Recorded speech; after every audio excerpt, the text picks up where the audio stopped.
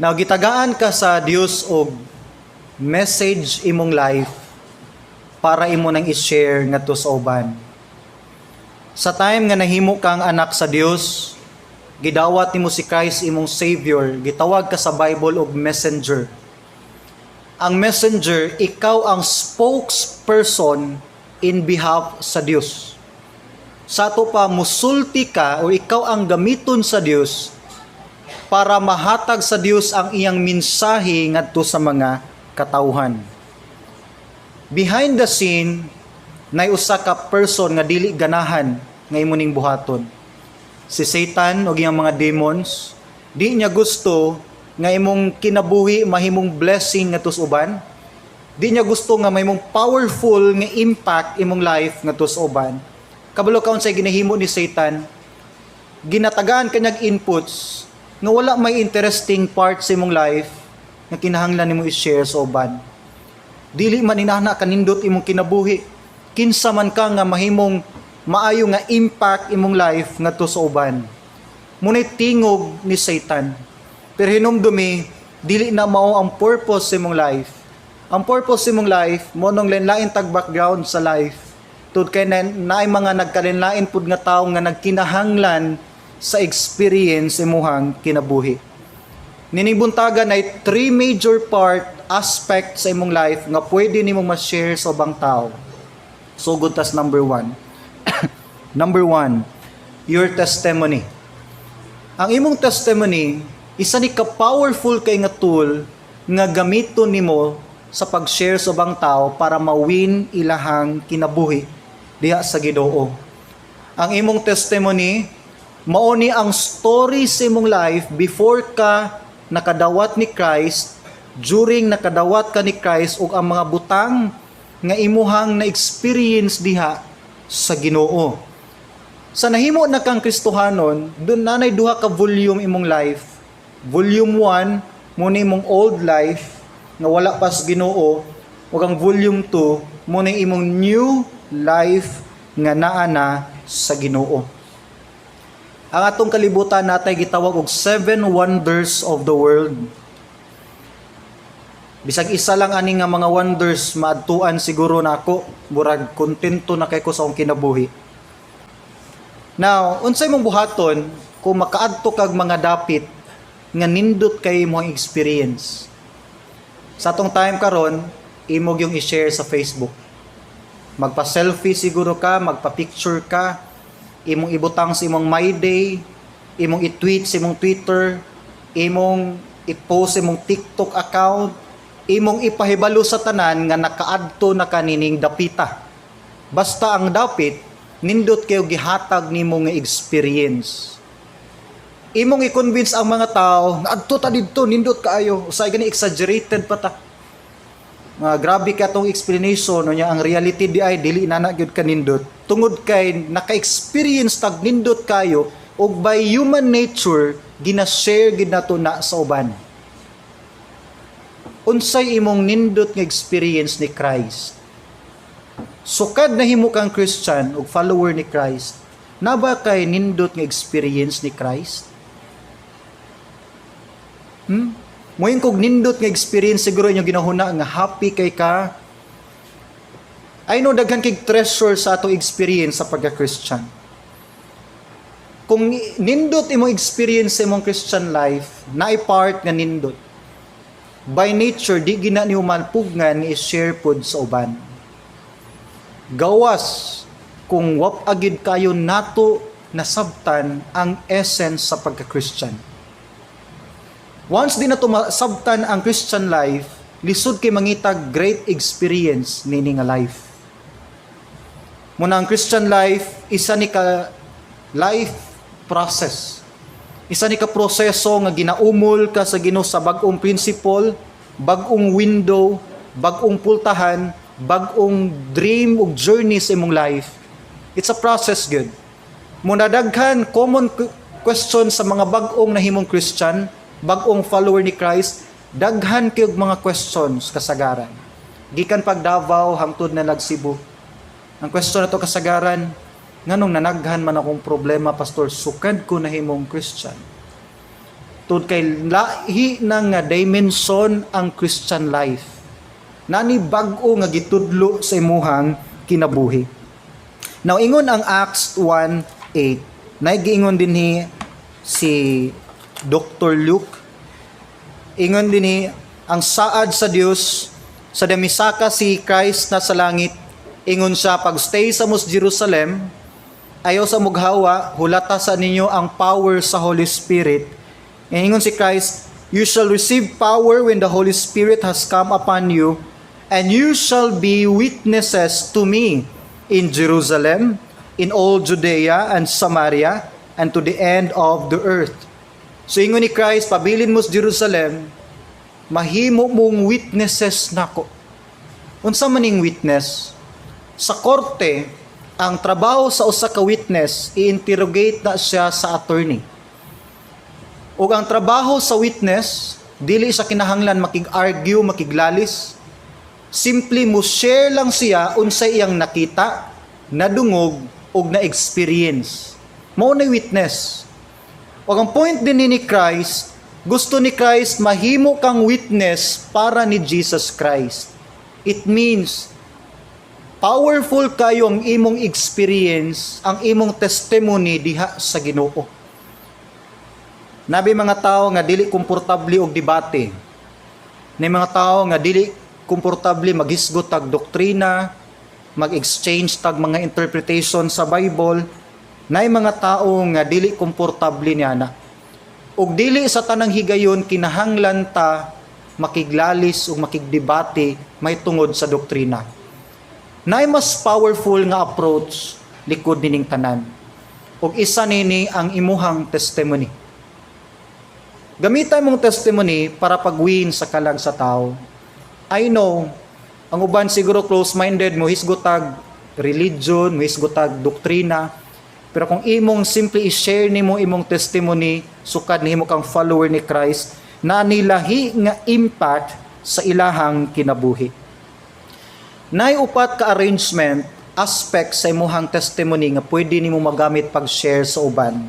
Imo ni siyang i-categorize, imong i-arrange, ug imo ni siyang pangandaman.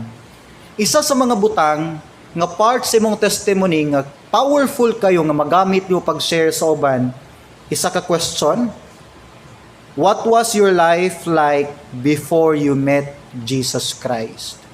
Pangutan ay mong kugulingon, unsay imong kinabuhi sa una katong wala pa kas Ginoo? Gamitan lang nga testimony. Abi ni mo bay? Abi ni mo ma'am or sir? Ang akong life before nga wala pa kus Ginoo, ingon ani. Ug sa time nga nanakos Ginoo, ani na pud ang akong kinabuhi. Hindi nimo kinahanglan pwersahon sa pagpapaminaw, pero kabalo ba ka nga mas interesado maminaw ang tao sa imong experience kaysa imong beliefs? Gani mas powerful ang atong life testimony kaysa imuhang mga principle sa kinabuhi.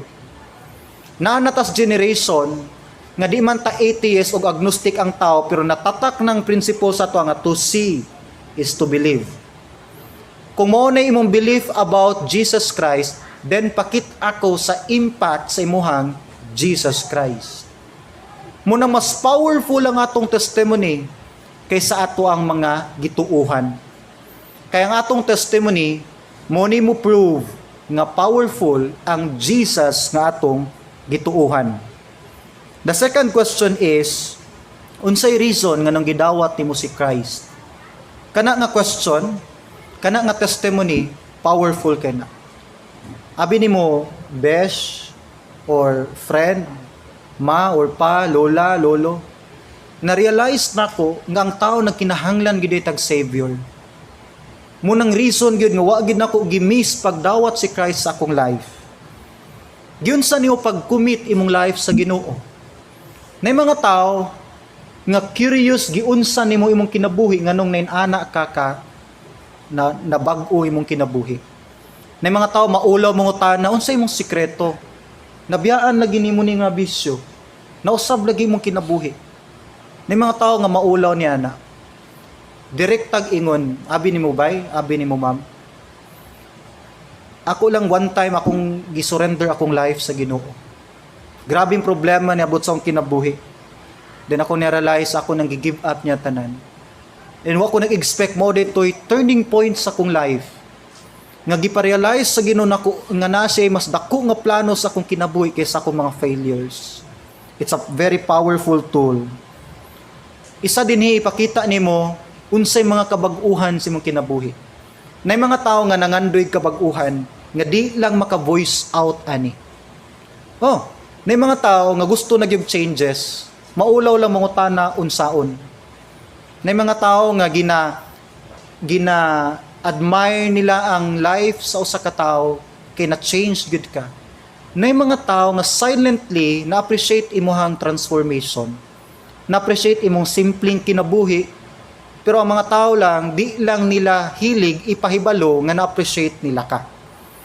Munang dako kay nga factor nga ikaw ang mahimong eye opener sa ilang life. Ikaw ang muuna.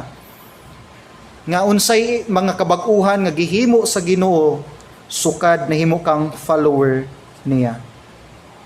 Now, atong hinumduman sa life ni Apostle Paul, isa sa mga powerful kaayo nga strategy ni Apostle Paul ang paggamit siyang testimony. Si Apostle Paul, kuyaw siya nga debater, usa siya ka lawyer, maayo siya mo debate, nay passages sa Book of Acts nga nakigdebate siya. Nay passage sa book sa iyang mga writing sa kuyaw kay sa manulti, gifted gid siya sa pagpanulti. Pero kabalo mo, ang pinaka-powerful kayo nga gigamit ni Paul sa pag-convert og tao ang iyang testimony. Basahon nimo ang Acts chapter 22 to 26, kana nga mga chapters. Makita nimo diha nga ang mga tao, ang mga Jews, ang mga Pharisees, bisan ang mga Romans, seryoso king naminaw sa testimony ni Apostle Paul. Kay si Paul na siya isa ka nindot kay nga turning point sa iyang life biya. Makita biya nimo unsa siya before o unsa siya after midawat ni Christ. Munang nagtuo ko nga dili kinahanglan ang tao imong puwersahon, imong pugson, dili kinahanglan sa imong ipamukha nga mali siya, sakto ka. Just simply share your testimony to them. Now, for example, naiduha ka tawo, ako ug na isa ka tawo dinhi, na maligya mig products. Ang among products pampatambok. The same mig product, the same 1 year namin nagamit sa product. And then ako moingon ko, ma'am, sir, palit mo ani nga product. 1 year na ko nagamit og feeling nako ni tambok na gyud ko. Ang usa ka seller, the same product, isa, sir, ma'am, palit mo nini. 1 year na ko nagamit nini, ug makita gyud literally siyang yang life ni tambok gyud siya. Kinsa effective na mga seller duha? Siya nga mitambok. Ako di katuuhan. It's either wa na ko gitake ang product or mini ang akong product. Kay wa maipikto nako. Now, may mong mas powerful imong belief ni Christ. May mong mas powerful ang gospel nga imong gi-share kung una sa tanan pod makita ang impact niini sa imuhang kinabuhi. Munang isa ka powerful kay nga tool nga ayaw lag share may tungod ni Christ. Ay lag share nga nindot ang church experience nimo diri. Ay lag share nga nga Christian na ka. Ay lag share unsa imong nasabtan sa Bible. Ipakita ang mga changes nga nahitabo nimo sukad mituo ka ni anang imong gituuhan. Amen? Isa na ka powerful kayo nga testimony. Number 2 ang imuhang life lessons. Ang life lessons mao ni ang mga butang nga imong nakatunan diha sa Ginoo. Sukad nahimo kang believer ni Jesus Christ, daghan na kayo sa gitudlo sa imuhang kinabuhi. Now to be honest, nagsugod lang og tudlo gid ang Ginoo nimo sa time nga nahimo kaniyang anak. Di gid sa katudlo pa sa mga tao nga di niya anak kay wala pa man sila personal relationship kang Christ. So pagkasugod nimong anak sa Ginoo, diha pa siya nahimong teacher sa imuhang kinabuhi. I know, regardless sa time nga nahimo kang Christian, uban nato dinhi bag-o pa, uban taod-taod na. Pero naa nagigisugdan pagtudlo ang Ginoo sa imong life as a Christian na. Gitudluan kanya unsaon pagdala, handle imong mga problema. Gitudluan kanya unsaon pag-conquer ang temptation. Gitudluan kanya unsaon pag-deal sa ubang tao. Ug ayno daghan pa kaayo sa gitudlo sa imong life. Kabalo ka unsay purpose ni ana? Nganong gitudluan ka sa Ginoo sa nagkalain nimo nga mga experiences para mahimo upod kang teacher ngadto sa uban. Isa sa mga purpose nganong naa kay nanang nga klase nga problema karon. Nganong gitagaan ka sa Ginoo ng bugat kay nga mga problema para one day matudlo nimo na sa mga next generation nga nagsunod nimo.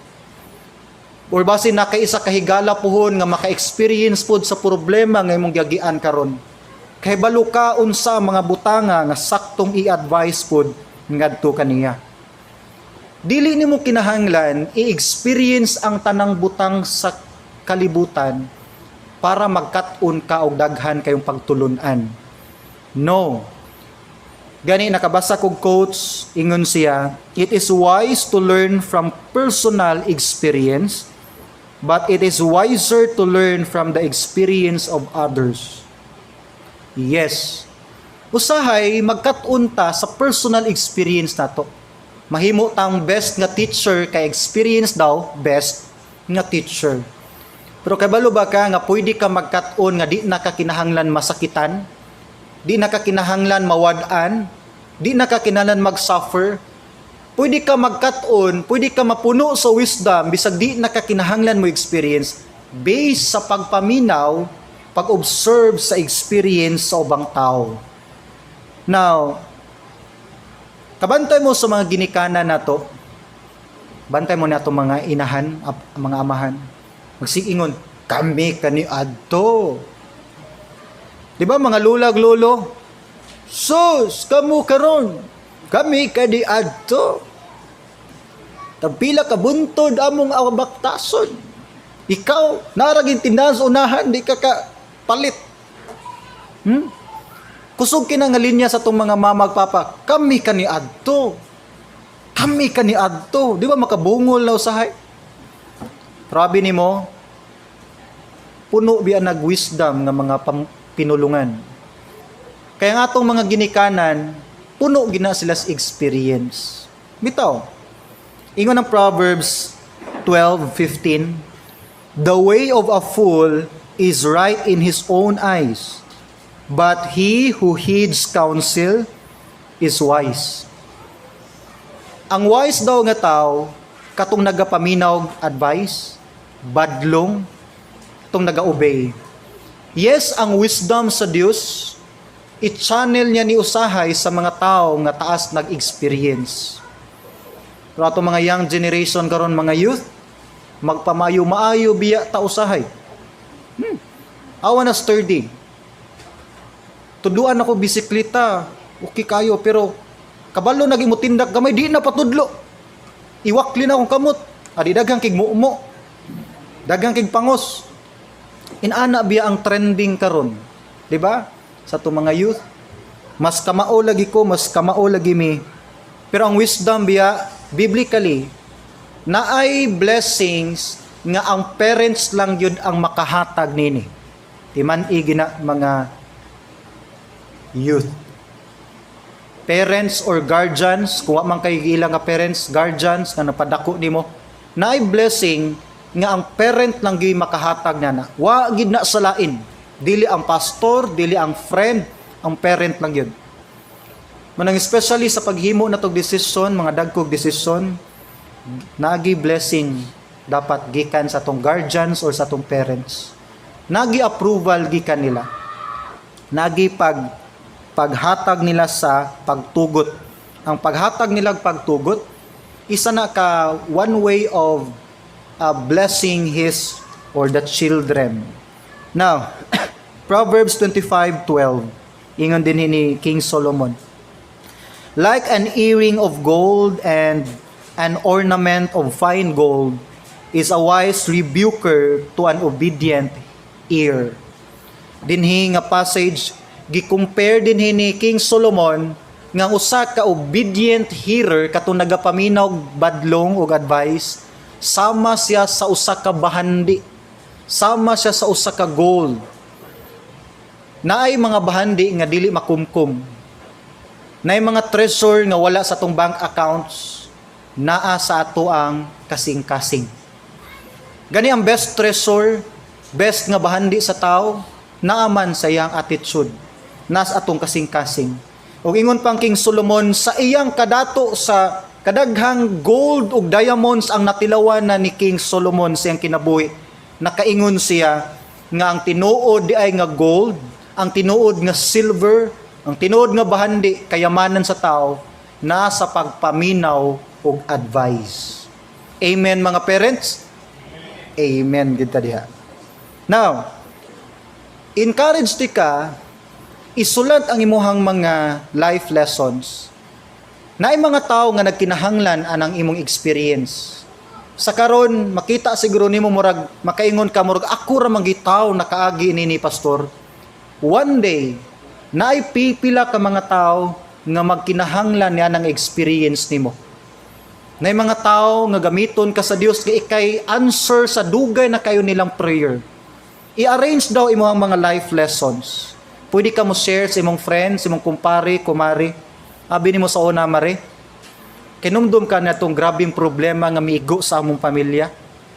Tungod biya niadto, nagkatuna nako unsaon pagbangon gikan sa mga failure. Unsaon pagbangon gikan sa abo. Ug tan-awa among life karon, naka-survive, naka-overcome. Powerful kay na nga testimony sa naminaw. Labi na iyang kinabuhi, maupoy imong gipagdaanan sa una. Abi nimo pare, sa una wa ko'y pakialam sa pagdalag kwarta. Akong paningkamot puro na lang kwarta. Puro na lang kwarta. Pero sukad nimo kong anak sa Dios, nakatunan din ako ngang kwarta, di nimo basihanan sa kadato sa tao. Sukdanan ni sa atong kasing-kasing di ay pre. Pwede nimo na i-share nga to sa uban. Pwede nimo i-share giunsa nimo pag-manage imong sorrow ug pain before. Kanimo experience dai, wala ra na ako sa akong experience sa una. Pero grasya sa Dios na manage nako ni. Munang kasagaran nga mga powerful bitaw nga mga preacher, powerful nga mga motivational speaker, katong grabe kay pinagdaanan sa ilahang kinabuhi.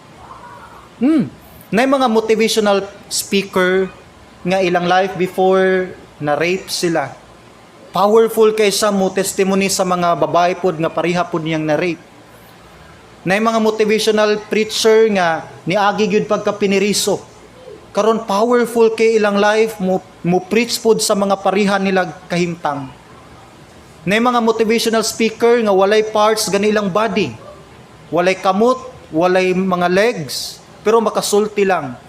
Powerful kay siya nga speaker sa mga tao nga depressed, labi na sa mga teens. Nay purpose nga nung naa ka na nga klase nga problem. Di pa siguro nimo appreciate karon kay ikaw pang gitudluan sa Ginoo. One day, ikaw na pud ang mutudlo sa uban pinaagi niya na. Amen?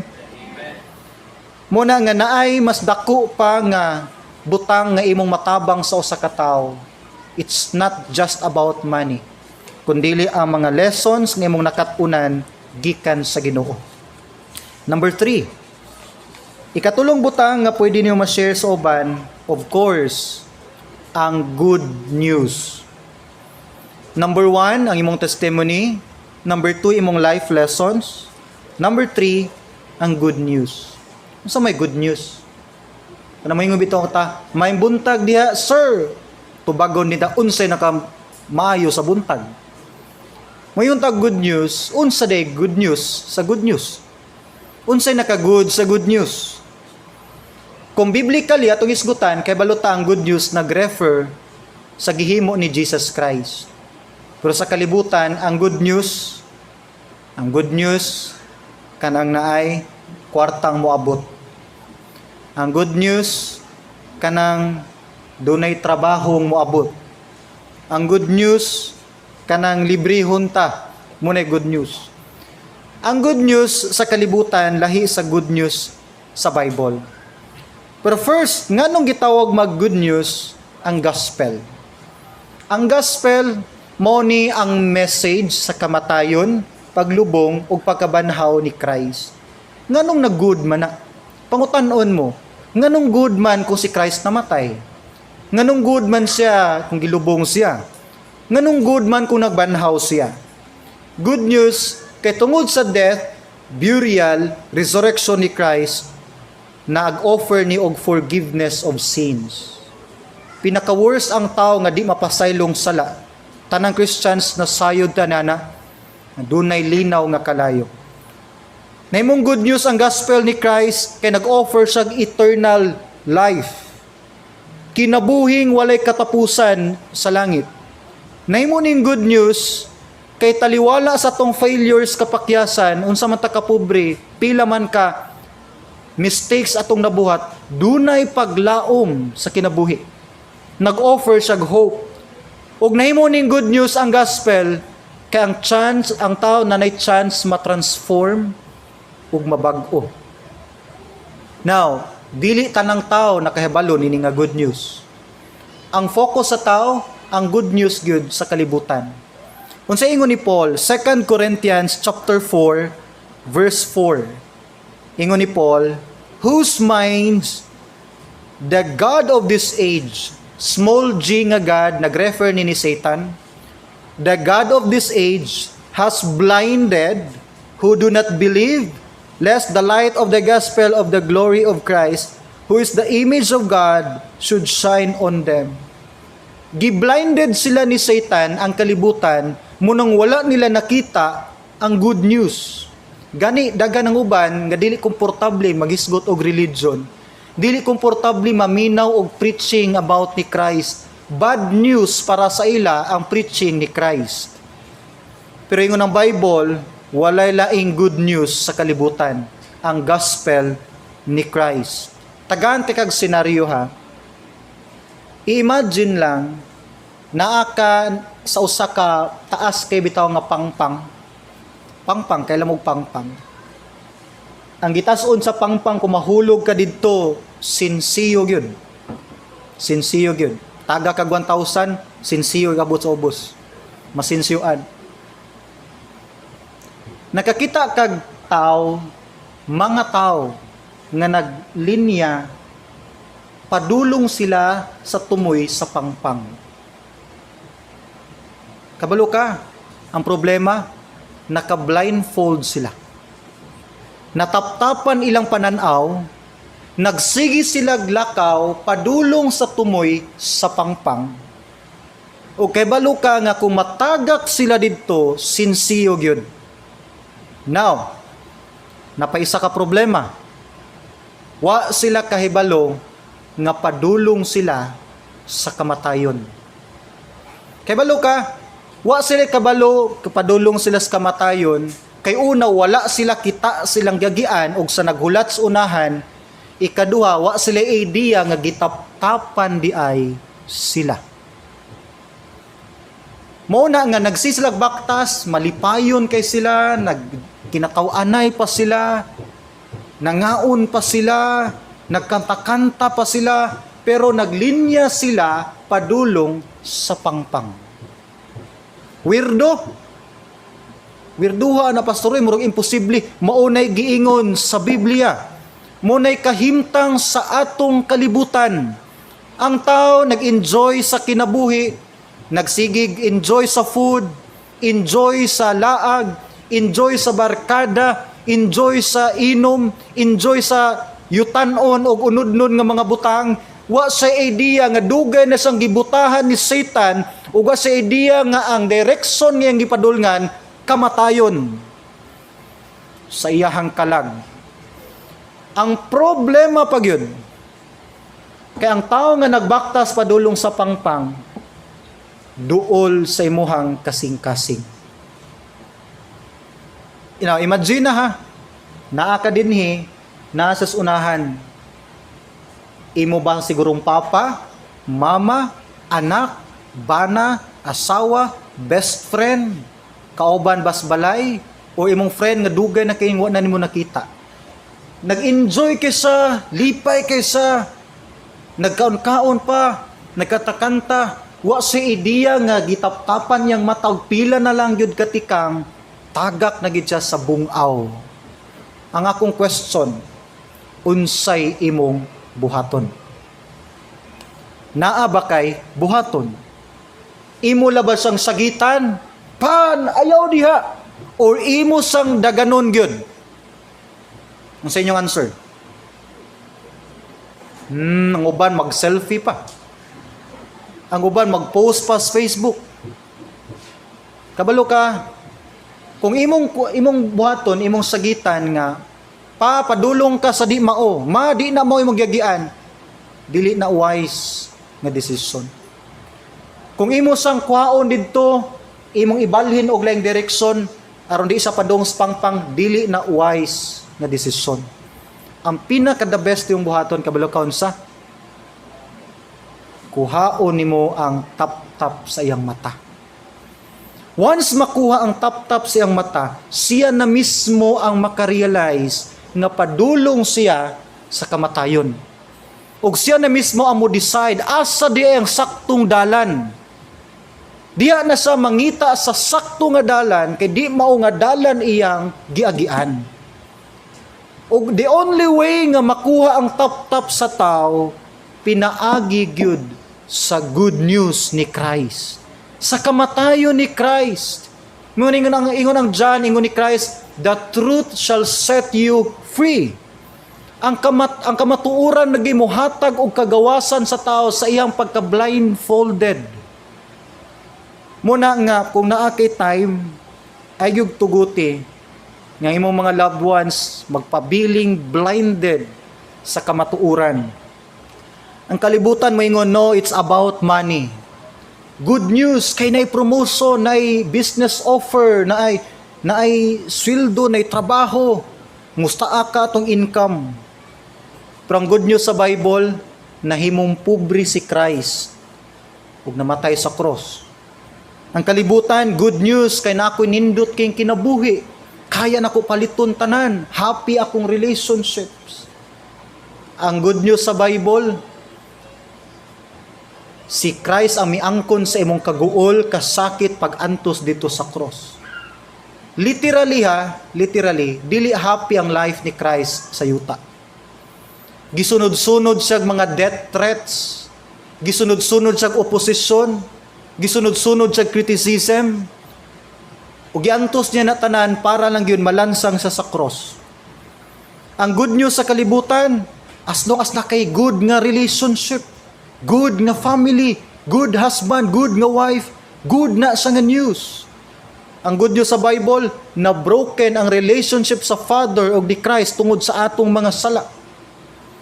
Ang good news sa kalibutan, as long as na kay good health, maayo kag panglawas.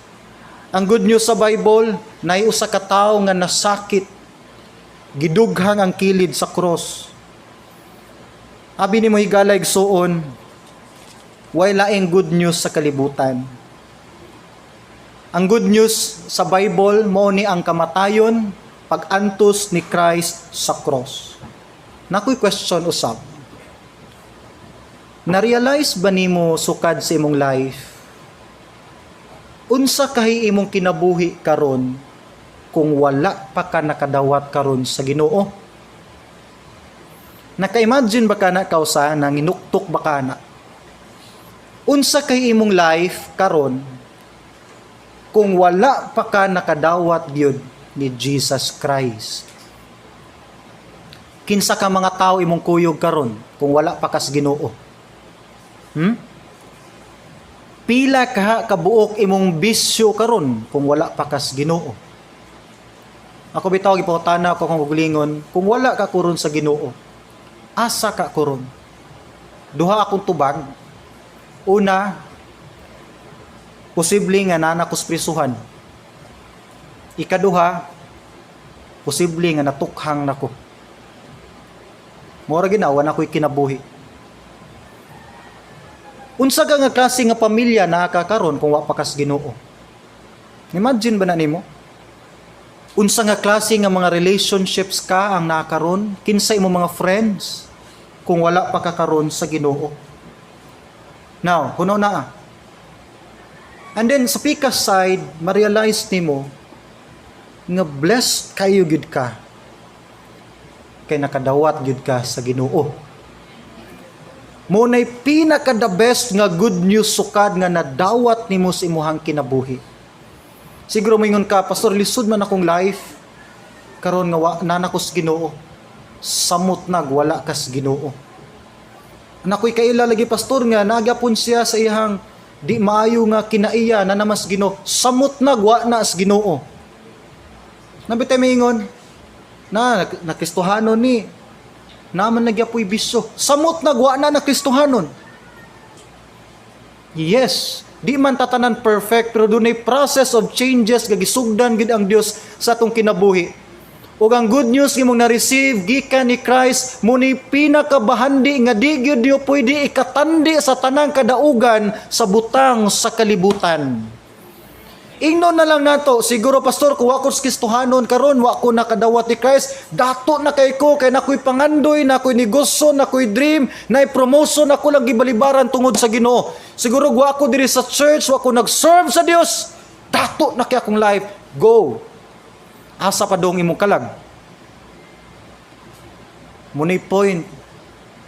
Ug ang good news, the only hope sa imong life, the only treasure sa imong life, gikan sa yuta, hangtod ngadto sa eternity.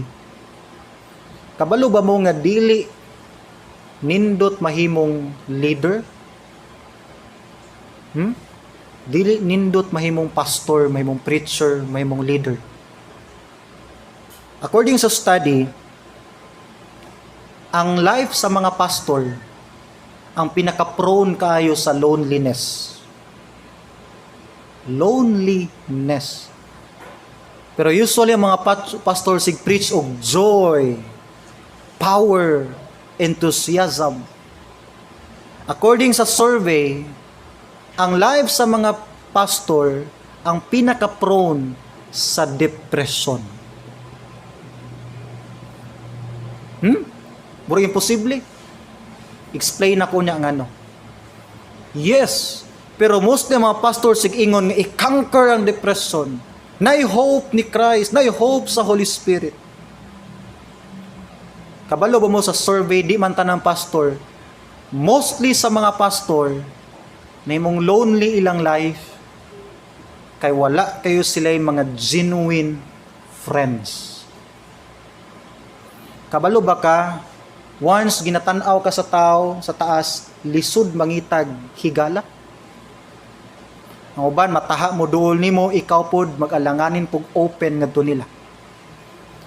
Wa mo ka observe, gikan pa sa Old Testament, Moses, Noah, Abraham, Elijah, Samson, Gideon, David, Solomon. Kabalo mo kinsa ni? Mostly ani nag-suffer sa depression. Si Elijah nagtago na, di na siya discourage sa siyang life. Si Samson nadala sa temptation. Si Moses, gahi kay ulo, di gid sa musugot sa sugo sa Ginoo, napuno sa fear. Si Abraham, baliki ang mga leader sa Old Testament, napuno og grabing failures, napay mga murderer. Ambak tas New Testament. Kabalo mo kinsay mga tao nga ginagukod-gukod yun sa persecution? Ang mga apostles. Kinsa man day ginapangpunggutag liog? Ang mga church leaders. Usukad wa nag-offer si Christ nga follow me, himon di kang dato. Kung sa ingon ni Christ sa Matthew 4:19, follow me and I will make you. You saying I will make you prosperous, I will make you rich, yung sa I will make you fishers of men. May ginapo nanonood di Christ. Kaya karon mo offer ka sunod din kay himuon ta mong inaani. No. Sa atong trending, sunod din madato ka, daghan kayo magsunod nimo. Munang grabe ang pag-prosper sa mga prosperity gospel. One time si Peter, gingnan siyang Christ, Pedro, pagbantay. Kay nagsunod-sunod gyud ang yawa nimo Pedro. Naghulat sa kanusa sa makabinta kay iya kang dauton. Nganong giingnan siya ang Christ na? Kay si Pedro ang leader sa 12. Sa 12 apostles, leader naman silang tanan, pero ang pinaka-leader nila si Peter. Di man ka main target ni Satan kung di ka ang leader. Kinsam di main target ni Satan? Ang katong pinaka-main source pod sa influence, ang mga leaders. O nganong ang life sa mga pastor prone sa depression, lisod mag-maintain og karakter. Lisod mag-maintain og isa ka karakter nga gina-look up. Oh, kabalo ka ang ko sa depression, kanang wa kay ka voice outan. Wa na ko ni gisulti kay leader ko. I-connect na ko niya sa good news. Ang isa sa mga ko sa depression, kanang magpa-as if ka nga okay ka. Kadung ba diyo preacher maingon, maigsoon na discourage na ko. Maigsoon, wa na gyud ko ganahay ani akong wali. Kadung ba diyo kag preacher maingon, sige lang, kaan hunong nagsimba. Nga dungan taga discourage. Kadung pastor, wala. Usually ang baba sa mga leader padayon na Diyos, ampo. Pero deep inside, siya ay nagkinahanglan niadto nga mga words. Yes. Tanawa ang mga history sa forefathers sa mga preachers nato. Nag-suffer sa depression. Dili long time nga depression, daga preacher ni agig yung pagka-depressed. Kapila ka libo nilang gihimo nga good in front of the public church. Pagkasipyat og isa, kuninitan nagmaayo. Munang lisod i-maintain ang integrity. Mas maayo pa tong ordinary members sa church, di mapansin imuhang failures. Pero ang isa ka leader, dali kayo ma-post sa social media. Munang maka-pressure ang pag-maintain og integrity, character. Kabalo ka, kung di lang mulihok ang Holy Spirit sa mga pastors, mga leaders, ang pagka-pastor mo ay pinaka-boring kapoy nga profession. Sultihan lang ta mo maging honest. Wa na ko gi-discourage na itong mga men. I know Holy Spirit mo convince niyo. Kung di lang mulihok ang Holy Spirit sa mga preacher, pinaka-boring, pinaka-kapoy ang pagka-pastor. Praise the Lord kay nay Holy Spirit. Si Holy Spirit, siya naghatag og power sa mga preacher nga every time makakita sila kalag nga midawat sa good news, dako kinig impact sa ilang kinabuhi. Kabalo ka ang strength sa mga preacher, pastor, missionaries, evangelist, naa sa pag-witness og mga tao nga midawat sa good news ni Jesus Christ. Tanang pastor na ka-experience ani, night time sa life sa mga pastors, nga wa na gid sila ma-appreciate halos sa ilang life.